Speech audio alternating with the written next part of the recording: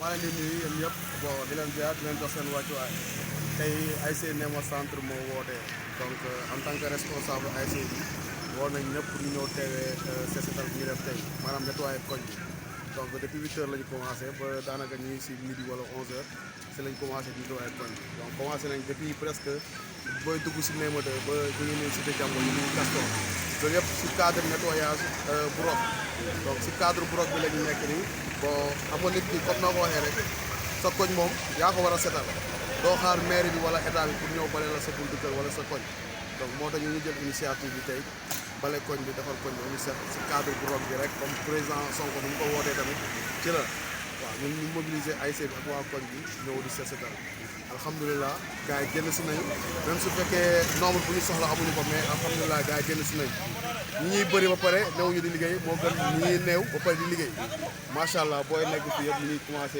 liggéey bi set na boo leen xoolee koñ bi changement am na donc loolu lañ si jublu di woote tamit waa Ziguinchor ak yeneen koñ yi nañu farlu liggéey koñ yi ndax Ziguinchor mën a set parce que Ziguinchor waru mën a tilim du dëkk boo xam ne bëri na nit lool te tamit koñ yi yaatu na donc nañu ñuy farlu di liggéey koñ bu nekk quartier bu nekk ASC bu nekk donc ASC du rek football mouvement associatif et culturel donc bokk na si gars yi góorgóorlu di nettoyer koñ bi donc di xool ay initiative ça va ay initiative citoyen yoo xam ne mun na jëmale ASC quartier bi kanam donc si lancé boobu la ñu nekk di ñaan tamit quartier yëpp bokk si te tamit lu gën a am solo si set mooy bu ñi ñuy bale ba pare nga tilimal soo lekkee benn affaire nga xam ni que gayaan war nga am foo ko sandi moo gën nga koy sandi si mbedd parce que chaque fois boo ko sandee si mbedd y'aura ay nit ñooy ñëwaat tamit pour nettoyer ko donc la meilleure manière d'être propre de faire une set setal c'est de commencer d'abord par looy lekk looy utiliser nga bañ ko sandi si mbedd nga ut foo ko dugal oto mbalit yi bu jaaree nga sotti ko fa donc loolu laay woo ñu bañ a tilimal bu ñu bañee tilimal kon ñuy set setal du ñu am te boobaa koñ bi day set te koñ bu setee moom pour ñëpp la cadre de vie agréable pour ñëpp la gisoo koñ bi ni mu setee forum bu gaa ngi lay ne jaajëf c'est parce que lu baax la donc lu gën a baax mooy que nga bañ a tilimal donc ñu woo ñi tamit yeneen quartier yi nañu dox si initiative bi setal Ziguinchor lu ñëpp la loolu laay ñaan ñëpp di leen gërëm di leen sant bu baax a baax jaajëf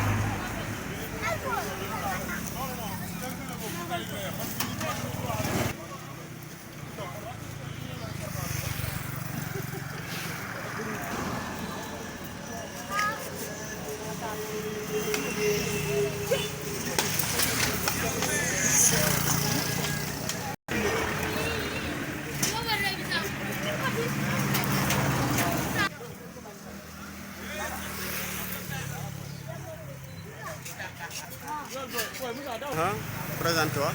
yaay kan. waaw man maay Moussa Ndiaye. je suis l'entraîneur du Néma Centre. waaw di kontaan si set setal bu gars yi programme rek. di jiital si mbégte bi Alifane. moom monsieur le maire Sakho. yow mii ni ñu filmé xam nga rek lii dafa baax si koñ.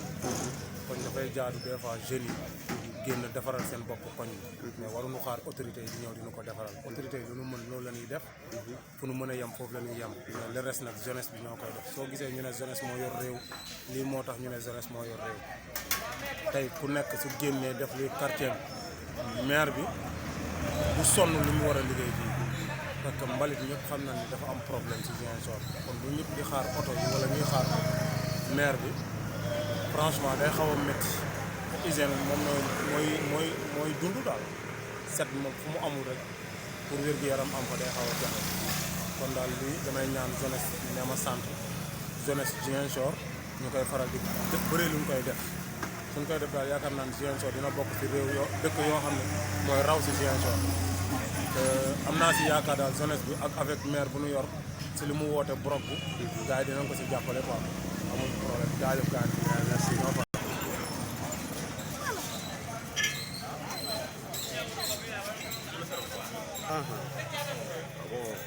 Bonjour tout le monde, donc on est là aujourd'hui à Néma 2, donc comme vous le voyez, à l'appel de l'ASC Néma Centre, qui à leur tour également ont répondu à l'appel du président Ousmane Sonko. Vous n'êtes pas sans savoir que lors de la semaine du citoyen, le président Ousmane Sonko avait rencontré les ASC, il leur avait exprimé également son souhait de se voir accompagné par les ASC de Ziguinchor. Je pense que ce que l'ASC Néma Centre a compris, ils n'ont pas en quelque sorte attendu très longtemps. Du coup, aujourd'hui, ils ont pensé à nettoyer le quartier comme à l'accoutumée. Je pense que c'est des gens qui le font régulièrement. Je pense que cette fois-ci également, à l'appel du maire de Ziguinchor, ils l'ont fait. C'est le lieu vraiment de les remercier pour ces actes citoyens qu'ils font régulièrement. Je pense que rien qu'à voir la route aujourd'hui, on sait que c'est des gens qui font ces actions-là régulièrement.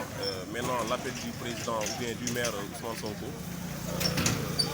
leur a réconforté dans cette mission qui est de rendre la ville propre, en commençant bien sûr par le quartier, parce que si chacun fait de même, je pense qu'au finish, c'est Ziguinchor qui sera propre. Nous remercions également l'adjoint au maire chargé de l'hygiène publique, qui n'a ménagé aucun effort pour mettre à notre disposition le matériel que vous voyez ici. On ne peut pas ne pas la remercier, mais je pense que tout le mérite revient à l'ASC Néma Sapeur. Néma Centre, oui, c'est qui est sorti aujourd'hui massivement pour vraiment rendre leur quartier propre. Je pense qu'on peut s'en réjouir et vraiment leur dire félicitations, bravo. Et maintenant, quel est le message que vous lancez pour les autres ASC? Moi, je pense qu'on doit faire de même. Les autres ASC également ne doivent pas attendre. Je pense que c'est le lieu de leur lancer un message. Ils doivent s'activer, ils doivent participer en quelque sorte à rendre leur coin propre, leur ville propre, pour ne pas dire leur quartier, parce qu'il y a de ces quartiers où on trouve beaucoup d'ASC, c'est le cas également de Néma 2, mais je pense qu'on ne se fait pas trop de soucis pour Néma 2. Je pense que ce quartier a la particularité d'être un bidonville dans Ziguinchor, mais je pense que notre force, c'est cette mobilisation qu'a sa jeunesse. Vous prenez des structures comme Paradise, vous prenez les différentes ASC qui sont là, vous prenez une structure comme l'ADN, vous prenez le conseil de quartier, vous prenez notre CQPE. Toutes ces instances-là, je pense que participent au bien-être des populations en faisant régulièrement des actions du genre. Vous allez voir que sur la route, là, le long de la route, ils ont reboisé, ils ont mis des arbres. Cela montre nettement que c'est des gens qui n'ont pas attendu l'appel du maire en quelque sorte pour s'activer dans l'hygiène publique et l'assainissement. Je pense que l'appel maintenant est venu en quelque sorte les réconforter dans ce qu'ils font. Et on a bon espoir que Ziguinchor sera propre et Néma 2 avec. Okay. Et pour les jeunes du quartier, pour les jeunes du quartier, quoi? Bon, les jeunes également, on leur demande de sortir souvent, comme le font ces associations que j'ai précitées. Je pense que c'est des associations qui sont très actives. Les ASC également font de même. Maintenant, les autres jeunes doivent suivre. Ils doivent suivre, que ce soit quelque chose de pérenne. Je pense que voire même hebdomadaire. Chaque dimanche, on fait ça. L'idée est que de ne pas distancer les deux, entre deux cette étale, qu'il n'y ait pas au moins 3 semaines. Parce que l'avantage de ça, c'est qu'on ne perdra pas beaucoup de temps à rendre le quartier propre, alors que si on reste 3 à 4 semaines, voilà, on va trouver encore des tas d'immondices ensevelis, et puis ce sera difficile également de les enlever à nouveau. Et l'avantage qu'on a dans cette zone-là, c'est que les jeunes sont organisés de sorte que personne ne jette les ordures sur la route, le long de la route. Donc ils attendent les véhicules de l'UCG pour faire le ramassage. Si vous faites au moins 300 à 400 mètres, vous allez vous en rendre compte. Maintenant, le problème, c'est de l'autre côté. Je pense qu'il va falloir également faire une sensibilisation, histoire un peu de les habituer à ça. Je pense que s'ils le font, à la longue, on n'aura même pas besoin de faire des 7 étages de grande envergure pour rendre le quartier propre. Okay, merci. Merci le maire. Allez. Merci beaucoup.